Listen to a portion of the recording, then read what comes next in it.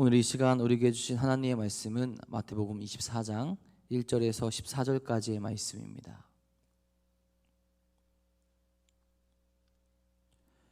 마태복음 24장 1절에서 14절까지의 말씀입니다. 다 같이 한 목소리로 받들어 읽도록 하겠습니다. 성전에서 나와 가실 때 제자들이 성전 건물들을 가리켜 보이려고 나아오니 대답하여 이르시되 너희가 이 모든 것을 보지 못하느냐? 내가 진실로 너희에게 이르노니 돌 하나도 돌 위에 남지 않고 다 무너뜨려지리라.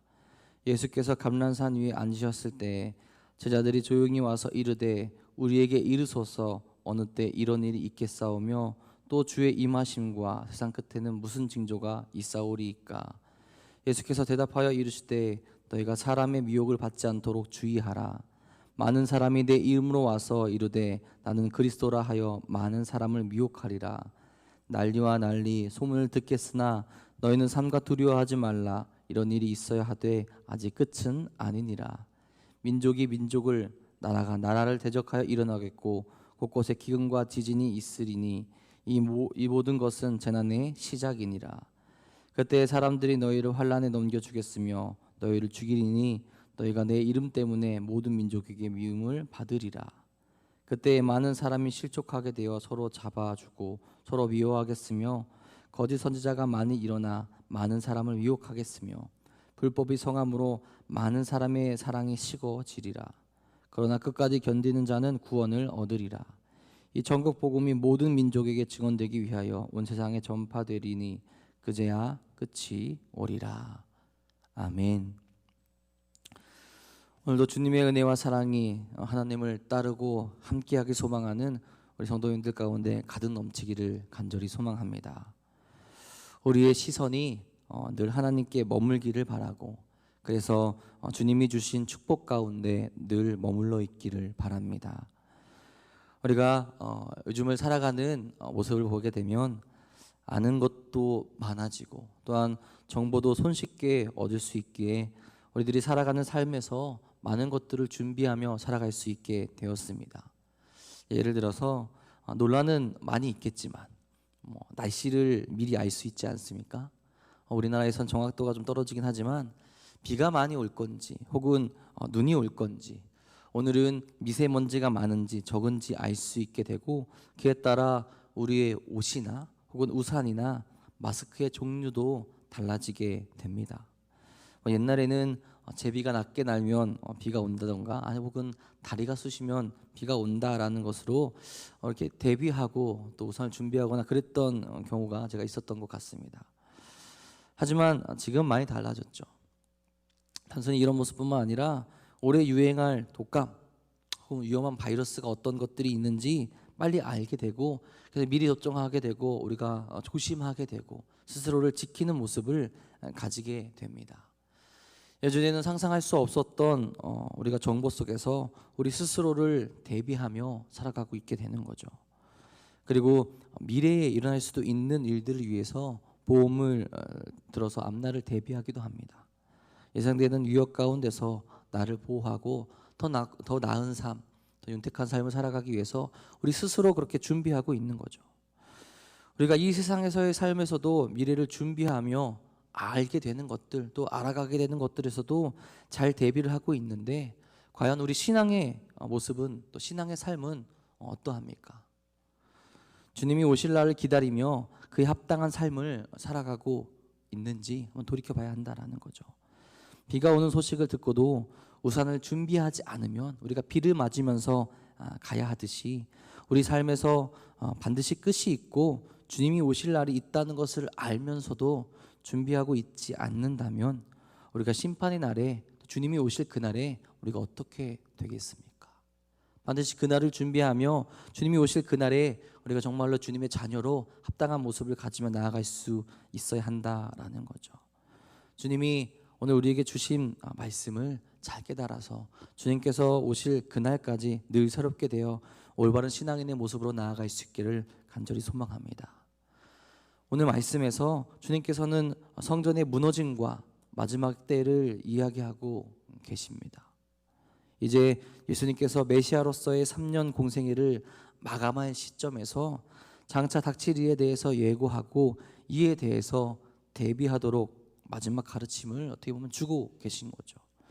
이 말씀은 1차적으로는 예수님께서 죽으시고 부활하신 후 승천하셨을 때 닥쳐오게 될 이 상황에 대해서 당시의 제자들을 준비시키는 그런 맥락에서 주어진 것이고, 궁극적으로는 그리스도의 초림과 재림 사이를 살아갈 신약 시대와 그 이후에 모든 성도들에게 주어진 말씀입니다.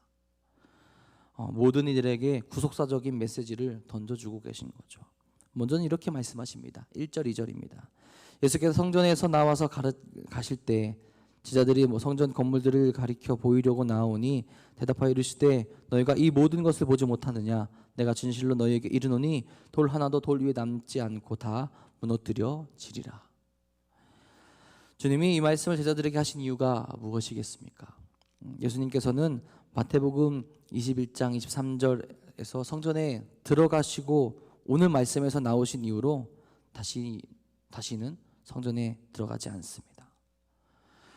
이곳에 더 이상 하나님이 계시지 않으며 오히려 하나님의 심판을 피할 수 없는 장소로 전락해 버렸다는 것을 제자들에게 또 우리들에게 말씀해 주고 계신 거죠. 물론 성전의 모든 역할을 이제는 예수님께서 담당하신다는 의미도 담겨져 있습니다. 죄악이 가득하고 자신들의 이익을 챙기고 하나님의 뜻을 따르지 않는 그 성전은 정말로 AD 70년경에 모두 파괴되고 오직 주님의 십자가의 보혈로 우리가 구원을 받게 된다는 사실을 깨닫게 하시는 거죠. 예수님께서는 제자들이 이제는 깨닫기를 원하시는 겁니다. 구원이 어디에 있는지, 그리고 가까운 미래에 혹은 그 이후에 누구를 바라보며 우리가 어떻게 신앙생활을 하며 믿음을 지키며 나아가야 되는지를 말씀하고 계신 겁니다.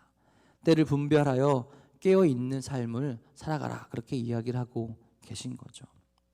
그런데 제자들이 관심이 있었던 것은 예수께서 언제 메시아의 일을 하시냐는 거에 관심이 있었습니다.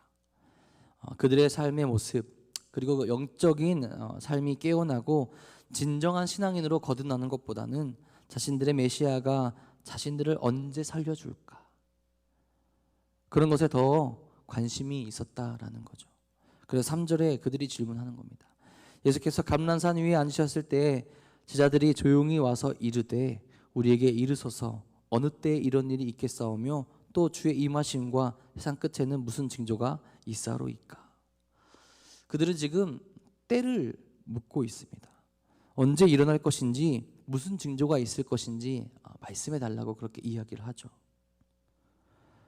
왜 그런 일들이 일어나고 왜 도시가 멸망하고 왜 이런 어려움이 있을 것인지에 대해서 묻는 것이 아니라, 그래서 우리가 무엇을 준비해야 되고 어떤 삶을 살아가야 되는지 여쭤보는 것이 아니라 때를 묻습니다. 내 모습이 어떠한지, 나의 삶이 어떠한지 궁금해하는 것이 아니라 그저 그 때가 궁금한 겁니다. 그들에게 있어서 그때, 즉 성전 파괴와 예루살렘의 멸망을 예수님이 정치적인 메시아로 등극하는 사건으로 이해하고 있었기 때문에 그들이 그렇게 질문하고 있는 겁니다. 그러니 궁금한 거죠. 과연 우리가 언제 천년 왕국으로 들어가게 될 것이고 내가 그곳에서 기쁨을 누리며 내가 주님의 옆에서 권력을 얻게 될까, 그런 궁금함이 있었다라는 거죠. 우리에게도 이런 모습이 있지 않은지는 주의해야 합니다. 내가 이 시기에 내가 살아가는 이 삶의 모습에서 하나님의 사람으로 깨어있고 정말로 그리스도인의 모습으로 살아갈 수 있어야 하는데 그것을 바라보지 않고 그때만을 기다리며 나를 돌아보지 못하고 있지는 않은지 우리가 주의해야 한다라는 거죠. 그렇기 때문에 주님께서는 확실하게 대답해 주시지 않죠. 우리 24장 오늘 읽지 않았지만 34절에 이렇게 말씀하시죠. 내가 진실로 너희에게 말하노니 이 세대가 지나가기 전에 이 일이 다 일어나리라. 이것은 성전 파괴와 예루살렘에 관한 이야기를 하시고 36절에도 이렇게 말씀하십니다. 그러나 그날과 그때는 아무도 모르나니 하늘의 천사들도 아들도 모르고 오직 아버지만 아시느니라 라고 말씀하십니다. 그날은 아무도 알 수 없다고 이야기하십니다. 왜 이렇게 말씀하셨을까? 그때가 언제 일어나고 무슨 일이 있는지 살펴보며 살아가는 것보다 결론적으로는 항상 깨어있는 삶을 살아가라는 의미가 오늘 말씀 안에서 강력하게 담겨져 있는 겁니다. 그때가 언제 오든지 제자들과 우리의 삶의 모습은 신앙인의 모습에서 벗어나지 말고 주님이 보여주신 그 모습을 따라가며 살아갈 수 있어야 함을 주님께서 오늘 말씀해 주고 계신 거죠. 왜 그렇습니까? 그 날이 오기까지 우리의 삶이, 또 믿는 이들의 삶이 결코 순탄치 않기 때문입니다. 그래서 우리에게 경고와 충고의 의미로 믿음의 생활을 지키며 살아갈 수 있게 경각심을 주고 계시는 거죠. 먼저는 어떠한 일이 있을 거라고 말씀하십니까? 사람의 미혹을 받지 말라고 그렇게 주의하라고 말씀하십니다. 5절 6절에 이렇게 기록되어 있죠. 너희가 사람의 미혹을 받지 않도록 주의하라. 많은 사람들이 내 이름으로 와서 이르되 나는 그리스도라 하여 많은 사람들을 미혹하리라. 이렇게 말씀을 하십니다. 그때가 되면 거짓 그리스도인들과 이단들이 나타나게 될 것이며 성도들을 잘못된 길로 인도하려고 하는데 우리가 정신 차려서 있지 않으면은 거기에 미혹되어 그릇된 길로 가게 될 것이다라고 그렇게 경고를 하십니다. 이 미혹하는 사람들을 매우 적극적으로 우리들에게 다가옵니다. 그래서 사람들을 멸망의 길로 이르게 하죠. 얼마나 무서운 말입니까? 예수님께서는 자신이 다시 세상에 오면 모든 것이 끝나고 모든 이들이 심판대 위에 오르게 될 것이다라고 그렇게 말씀하셨는데 자칭 그리스도라고 하는 이야기하는 사람들이 나타나서 그들이 미혹할 것이다라고 이야기하죠. 그러니까 말씀을 제대로 읽지 못하고 주님이 오시면 어떤 일이 일어나는지 제대로 알고 있지 못한다면, 깨어 있지 못하다면, 말씀 안에서 우리가 살아가지 못한다면 우리가 그 안에 미혹되어서 잘못된 길로, 멸망의 길로 갈 수밖에 없다라는 거죠. 그러니 깨어 있어야 한다라는 겁니다. 종말만을 기다리며 무서워하며 덜덜 떨면서 그때를 피하기 위해서 예수님을 찾고 그 이름으로 피하는 것이 아니라는 거죠. 그리스도인으로서 당연히 갖춰야 할 덕목을 갖추고 있으며 주님의 말씀에서 떠나지 않아 말씀대로 살아갈 수 있어야 함을 이야기하고 계신 겁니다. 두려움이 우리를 진리의 길에서 벗어나게 하는 것이 않게끔, 두려움 때문에 우리가 진리에서 멀어지는 것이 아니라 이제는 두려움을 이겨내고 항상 진리 안에 머물러 있어야 됨을 말씀하고 계신 거죠. 두려움을 이용해서 사람들을 바른 길에서 멸망의 길로 인도하는 자들에게 나아가는 것이 아니라 이제 온전히 항상 주님의 뜻 안에서, 말씀 안에서 살아갈 수 있어야 됨을 이야기하고 계신 겁니다. 주님께서 6절에 두려워하지 말라고 그렇게 말씀하지 않습니까? 난리와 난리, 소문을 듣겠지만, 전쟁과 우리를 두려워하는 소식들이 들리겠지만 우리의 모습을 잘 지키며 때를 분별하여서 신앙인의 모습을 온전히 지키며 살아가라고 그렇게 말씀하고 계시는 거죠. 우리를 미혹하는 자들에게 나를 넘기지 말고 주여, 주여, 정말 주님, 내가 주님과 함께 하겠습니다. 주님의 말씀을 지키며 살아가겠습니다. 그렇게 결단하여서 주님의 말씀으로 무장되면서 주님의 뜻대로 살아가라고 이야기를 하시는 겁니다. 그리고 무엇을 말씀하십니까? 이것이 끝이 아니라 시작이라고 말씀하십니다. 전쟁이 일어나겠고 기근과 지진이 있으니 이 모든 것이 재난의 시작이라고 말씀하십니다. 이 본절에서 이야기한 전쟁 예언은 1차적으로는 이스라엘이 AD 70년경에 일어났던 많은 전쟁들을 이야기합니다. 그러나 더 나아가서는 이는 역사를 통해 이어지고 있는 모든 전쟁, 그리고 특히 종말이 임박한 시점에서 보다 활발하게 일어나게 될 전쟁들이나 기관, 그런 어려움들을 가리킵니다. 그 고통이 너무나도 힘들고 이 고통으로 인하여서 사람들이 죽어가고 눈물을 흘리게 됩니다. 그런데 이 모든 것이 재난의 시작이라고 그렇게 경고를 하십니다.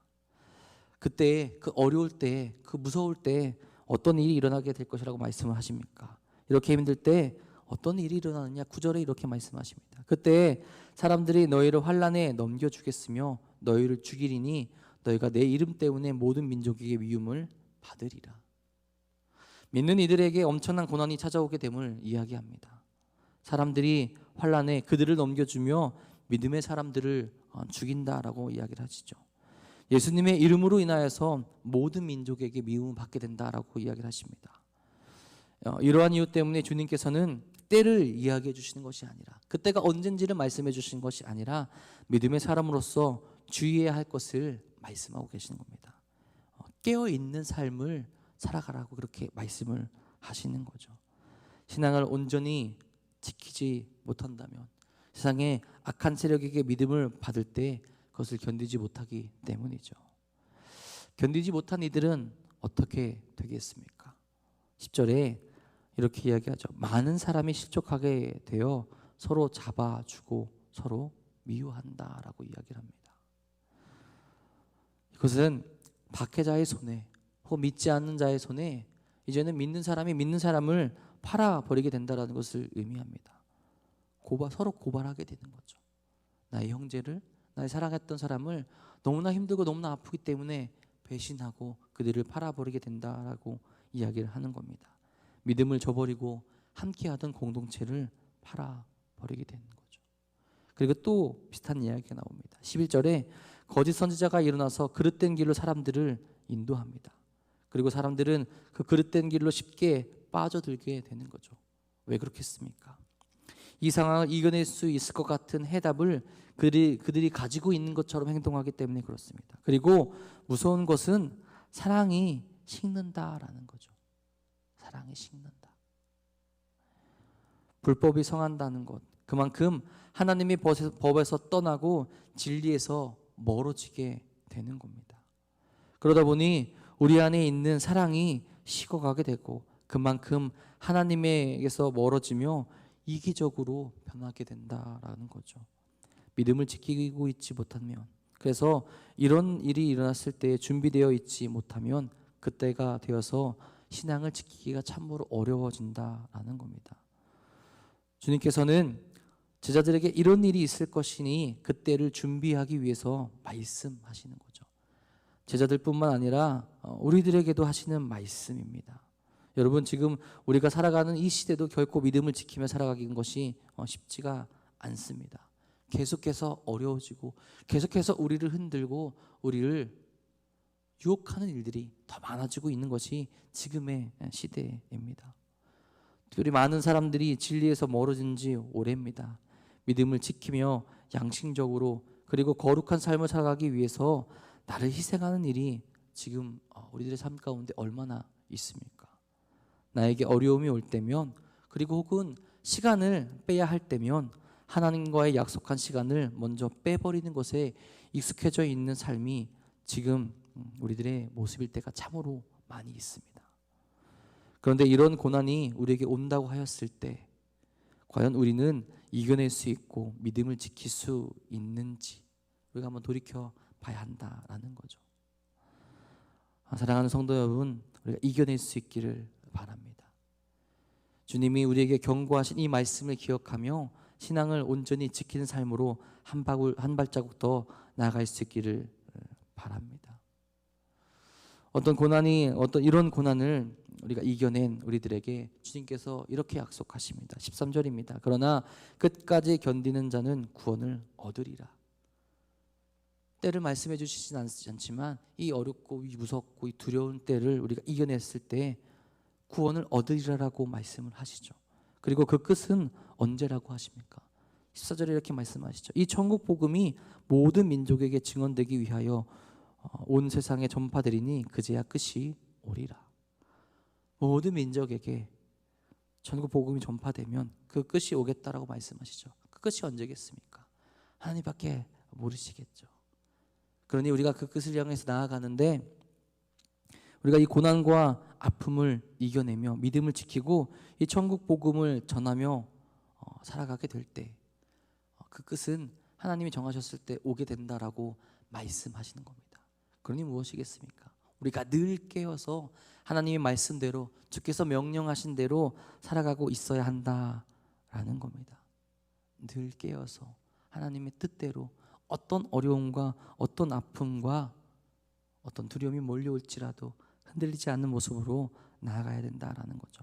그리고 그냥 준비하며 그저 그렇게 살아가는 것이 아니라 하나님의 나라에 적극적으로 동참해야 된다라는 거죠. 하나님의 뜻을 위해서 나 자신을 드리고 복음을 전파하며 우리를 쓰러뜨리려는 유혹 앞에서도 믿음을 당당히 지킬 수 있기를 바랍니다. 오늘 주님은 우리에게 그것을 원하고 계십니다. 어떤 유혹과 핍박이 몰려오더라도 주님의 말씀만 의지하며 신앙인으로서 굳건히 서 있는 삶, 늘 준비되어져서 그런 아픔이 몰려오더라도 담대히 물리치고 나아갈 수 있는 믿음의 사람이 되기를 원하고 계십니다. 오늘 우리가 주님께서 원하는, 주님께서 정말로 찾으시는 그 한 사람이 되기를 간절히 소망합니다. 믿음을 지키며 끝날까지 주님과 함께하여 승리하는 우리 사랑하는 도남동 교회 성도님들 되기를 주님의 이름으로 간절히 축원합니다. 오늘 함께 이렇게 기도했으면 합니다. 먼저는 주님, 우리가 미혹과 유혹에 빠지지 않게 하옵소서. 어떤 상황에도 주님을 바라보게 하옵소서. 그렇게 기도하시길 바라고, 특별히 오늘은 가정을 위해서 함께 기도하도록 하겠습니다. 모든 가정이 거룩한 곳이 되게 하옵소서. 그리고 주 안에서 은혜와 복을 누리는 가족이 되게 하옵소서. 우리가 그렇게 함께 마음 모아 기도하며 나아가도록 하겠습니다. 기도하겠습니다. 감사원금 무명으로 또 무명으로 하나님 앞에 드리셨습니다. 사랑이 많으시고 은혜가 풍성하신 주님, 오늘도 주님의 은혜 가운데로 주의 도우심 가운데 우리가 한 걸음 더 나아가길 간절히 소망합니다. 흔들리고 어려운 세상 속에서 우리가 우리의 신앙을 저버리고 그 두려움 속에서, 그 미혹 속에서 넘어지고 흔들리는 것이 아니라 다시금 믿음의 사람으로서, 그리스도인으로서 흔들리지 않는 믿음을 가지고 주님 앞으로 나아갈 수 있도록 인도하시고 이끌어 주옵소서. 그때가 언제인지 궁금해하는 것이 아니라 그때가 언제가 되든 우리가 항상 주님께서 오셨을 그때 정말로 신앙인의 모습으로, 부끄럽지 않은 모습으로 항상 준비되어져 있기를 간절히 소망합니다. 그래서 우리의 삶을 통하여서 하나님께 영광 올려드릴 수 있도록 인도하여 주시고, 날마다 주님의 말씀을 전하며 복음을 전하며 우리가 살아가는 삶의 자리에서 늘 깨어 있을 수 있도록 주여 인도하시고 이끌어 주옵소서. 특별히 사랑하는 도남동 교회 안에 주여 그 모습들이 가득 넘치기를 간절히 소망합니다. 주여 늘 준비되어져서 하나님의 말씀에, 하나님의 뜻에 합당한 삶을 살아갈 수 있는 도남동 교회가 되게 하여 주시고, 우리가 있는 이곳에서, 지역사회에서, 나라에서 주님의 말씀을 전하며 나아갈 수 있는 도남동 교회 될 수 있도록 인도하시고 이끌어 주옵소서. 모든 이들이 합심하여 더욱더 기도할 수 있도록 인도하여 주시고, 깨어 주님 앞으로 나아가게 될 때 주여 그 합당한 일들을 온전히 행하며 정말로 주님의 사랑이 될 수 있는 교회가 될 수 있도록 항상 이끄시고 인도하여 주옵소서. 주님의 기쁨이 되길 간절히 소망합니다. 주께서 찾으시는 그 한 사람이 되길 간절히 소망합니다.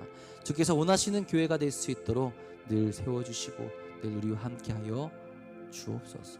주여, 주님의 일을 행하는데 우리에게 두려움이 몰려올 수도 있고 아픔이 몰려올 수도 있고 정말 미혹과 많은 유혹들이 우리에게 몰려올 수 있습니다. 주 그때마다 우리가 믿음으로 결단하게 하여 주시고 믿음을 물리칠 수 있도록 인도하여 주시고 그 자리에서 믿음을 지키며 하나님께 영광 올릴 수 있도록 인도하시고 이끌어 주옵소서. 오늘도 믿음으로 주님께 기도하며 나아가게 됩니다. 주여, 오늘 이 시간 주 앞에 부르짖는 우리의 기도를 들어주시고 주께서 약속하신 그날에 응답하시며 우리와 함께하여 주옵소서. 이 시간 주 앞에 귀한 예물 드렸습니다. 주여, 드린 손길 모두 기억하여 주셔서 복의 복을 더하여 주시고 항상 주님과 함께하여서 믿음을 지키며 살아갈 수 있는 굳건한 신앙을 허락하여 주옵소서. 주께서 오늘도 우리와 함께 하시며 우리 믿음을 지키시고 우리 가운데 임하실 것 믿사오며 언제나 우리와 함께 하시는 우리 구주 예수 그리스도의 이름으로 간절히 기도하옵나이다. 아멘.